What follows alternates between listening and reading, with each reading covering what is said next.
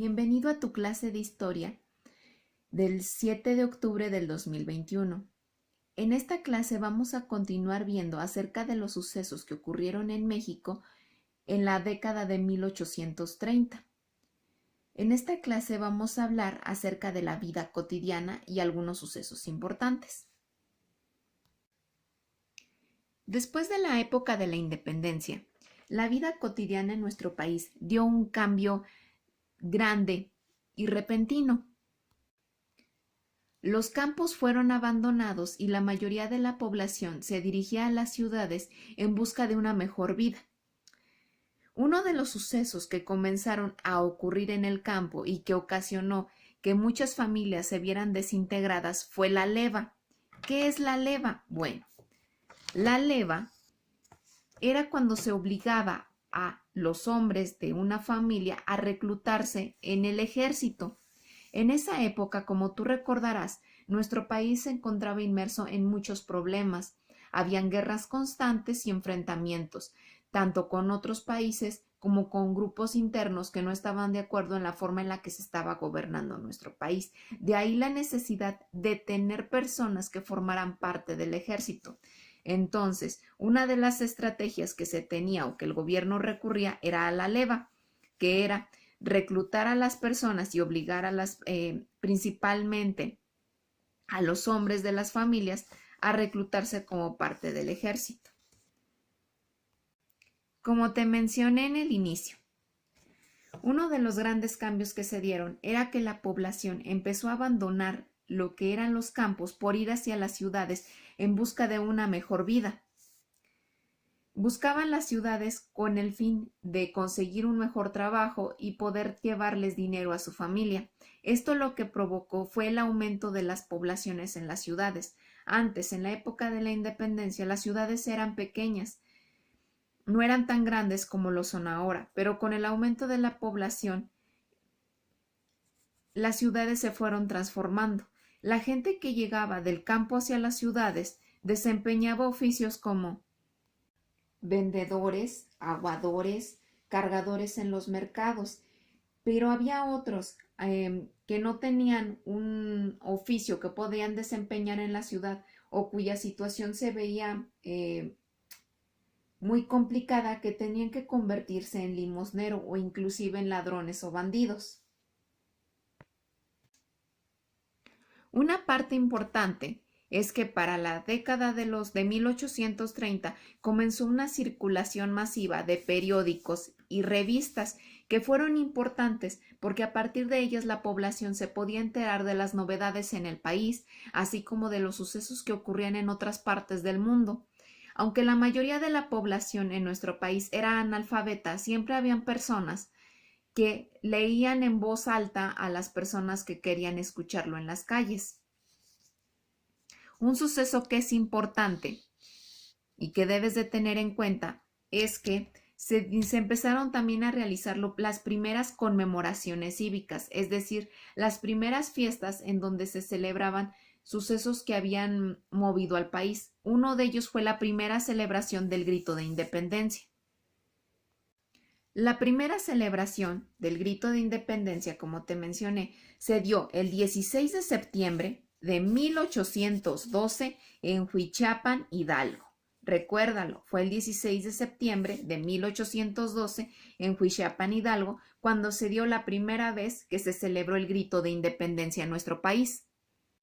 Un libro importante que llamó mucho la atención de los países extranjeros fue el ensayo político sobre el reino de la Nueva España, escrito por Alexander von Humboldt. Este libro contaba acerca de las características de nuestro país, su riqueza cultural y natural, así como los ámbitos biológicos, geográficos, económicos y sociales. Como te dije, este libro llama muchísimo la atención de los extranjeros y los atrae, causando que aumente el turismo a nuestro país, porque vienen buscando corroborar si lo escrito en el libro es verdad y también atraídos por todas las maravillas que ellos están leyendo. La vida cotidiana, como te mencioné, sufrió varios cambios. hubo aumento de gente que iba del campo a la ciudad y también hubo un aumento en lo que fueran los viajes y los transportes. Este aumento se dio ya que las personas iban a diferentes lugares a vender sus mercancías o a comprar ciertos productos. Las personas viajaban a caballo, en diligencia o en cargadores, que eran personas indígenas, las cuales se colocaban una silla en sus espaldas y cargaban a las personas. Este tipo de transporte se daba más frecuente en la zona sur de nuestro país.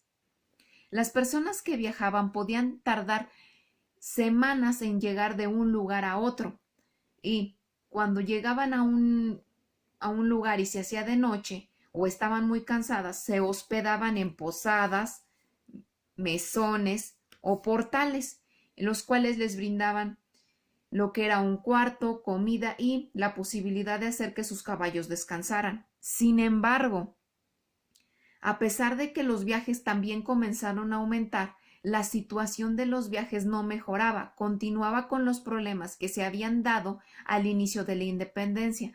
Tú recuerdas que en clases anteriores estuvimos hablando de que en los caminos habían personas que se dedicaban a robar. Bueno, pues esa situación aún se mantenía. La inseguridad que había en los caminos era muy grande. Habían personas que se encontraban en los caminos que se dedicaban a robar a las diligencias o a las personas que iban de un lugar a otro. Esta inseguridad se veía aumentada por el hecho de que no había policía o una persona o personas que se dedicaran a cuidar a las personas que se trasladaban de un lugar a otro. Y otro punto importante de por qué la inseguridad se mantenía es que muchas veces estos ladrones o estos bandidos tenían la protección. ¿Protección de quién? De las autoridades de los pueblos o inclusive de parte del ejército. Por esto, la inseguridad en los caminos no mejoraba o no cambiaba. Como tú recordarás que hemos estado hablando en nuestras clases pasadas, después de la independencia, hubieron muchos extranjeros que llegaron a México con el fin de hacer comercio, de vender sus productos y de comprar también los productos que nuestro país producía. Esto atrajo a muchos comerciantes extranjeros, los cuales veían en el país un amplio mercado para sus productos. Sin embargo, nuestro país aún se encontraba con muchos problemas, lo que ocasionaba daños a las propiedades de esos extranjeros, ya que aún se continuaban con enfrentamientos con otros países o inclusive enfrentamientos internos. Entonces, estos enfrentamientos dañaban las tiendas o las propiedades de estos comerciantes extranjeros, los cuales le exigían a nuestro país una indemnización. ¿Qué es una indemnización? Que se les pagara los daños que se les había ocasionado. El gobierno, ante tales problemas,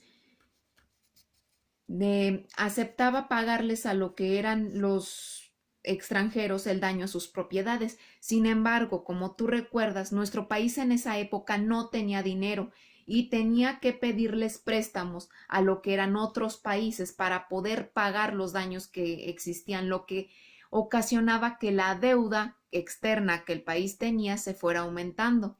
Cuando era necesario y cuando los otros comerciantes extranjeros exigían su pago de forma inmediata, el gobierno lo que hacía era le exigían préstamos a la gente adinerada del país, con los cuales se pagaban las deudas hacia lo que eran los comerciantes extranjeros. Sin embargo, un país con el que se tuvo muchísimos problemas fue con Francia. Los comerciantes franceses se quejaban demasiado con su país, se les decía que no se les estaban pagando y que inclusive lo que se les debía era excesivo. Llega un punto en el que los franceses estaban reclamándole a nuestro país 60,000 pesos, exigiéndoles a ellos la reparación de todos los daños a los establecimientos que se habían dañado por guerras o peleas. Una de esas quejas venía de un pastelero, el cual decía que unos mexicanos habían causado daños en lo que era su comercio, que era una pastelería, y exigía que el gobierno le pagara 60,000 pesos para poder reparar los daños que se habían ocasionado, por los mexicanos. México se niega a pagar tal cantidad. ¿Qué es lo que hace Francia? Francia lo que hace es que en 1838 manda barcos de guerra hacia nuestro país. Así es como comienza la guerra de los pasteles, ya que México no va a pagarle lo que eran los 60,000 pesos que el pastelero exige, al resultarle una cantidad excesiva de dinero. Entonces, Francia manda lo que son sus barcos de guerra hacia Veracruz. En Veracruz, en el puerto de San Juan de Ulúa, los franceses comenzaron a disparar sus cañones hacia todo el fuerte. Ante estos ataques, el gobierno mexicano acepta pagar la cantidad que reclamaban los franceses. Sin embargo, solamente les da un adelanto de 200,000 pesos. El gobierno francés acepta lo que es ese adelanto y se lleva lo que son sus barcos de las costas mexicanas y las retira, y permite que el gobierno mexicano pueda volver a reactivar lo que es el comercio y que se reactive también el comercio extranjero que venía de otros países hacia nuestro país. Después de esta explicación, vas a ir a tu libro de historia de la SEP. Vas a dirigirte a tu página 36 y vas a realizar la actividad que viene en esa página, en la cual te preguntan acerca de los problemas de los viajeros que existían en México independiente. Vas a responder en tu libreta lo que son las 4 preguntas. Si tienes dudas acerca de cómo responder a las preguntas, puedes volver a revisar nuestro video o leer las páginas 32 a la 37, que es de donde salió la información de este video. Una vez que hayas terminado de contestar lo que es tu página 36, las preguntas de tu página 36, tómale foto y súbela a la plataforma como evidencia de la actividad de este día. Y con esto habremos terminado nuestra clase de historia del día de hoy. Que tengas buen